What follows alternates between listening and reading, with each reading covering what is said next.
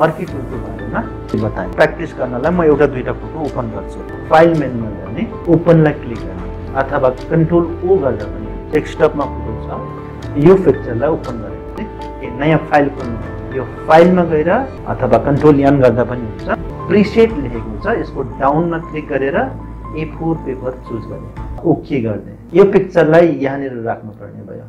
फोटोको फरग्राउन्ड र ब्याकग्राउन्ड भनेर दुईवटा यहाँ लेयर देख्नुहुन्छ। यसमा यसरी यो फरग्राउन्डमा क्लिक गर्ने, जस्तो यसमा निलो लिने हो भने यसरी निलो गरिदिन्छु। निलो पनि यो देखिरहेको छ, यतापट्टि क्लिक गरिदियो भने यो गाढा देखिरहेको छ। यसले ओके गरिदियो भने यहाँ मेरो त्यो गाढा कलर आइराखेको छ। यो पेन बकेट टुलमा लङ प्रेस गरेर पेन बकेट टुललाई क्लिक गर्छु। यसमा यसरी म अब क्लिक गरिदियो भने यो मेरो कलर यसमा निलो कलर भइराखेको छ।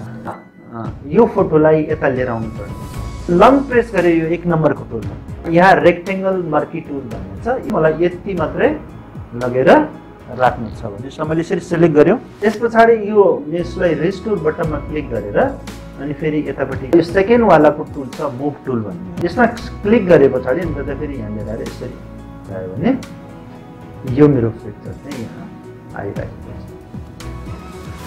इन्टर गरिदियो। यसलाई ठुलो सानो गर्नलाई सक्छु। यसलाई सेभ गर्नु पर्यो भने हामी यसमा सेभ गर्न पनि सक्छौँ।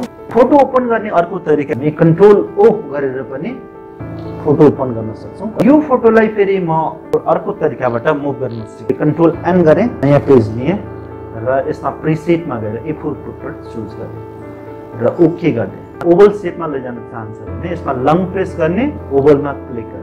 ओभल सेपमा कुनै पार्ट लैजानु छ भने अनि फेरि यसमा क्लिक गरेर यसरी ड्र्याग गर्ने। कत्रो आवश्यकता छ यसरी तलमाथि गर्न सक्नुहुन्छ। यसलाई मुभ गर्नु पर्यो भने अघि जस्तै रिस्टोर बटनमा क्लिक गर्छु, मुभ टुलमा क्लिक गरेर यसलाई यसरी ड्र्याग गरेर यसरी यहाँ ल्याउन सक्छौँ। र यसलाई पनि ठुलो सानो गर्न छ भने यसरी ठुलो सानो गर्न सक्नुहुन्छ। ठिक छ भने अनि इन्टर गरिदिनुहोस्।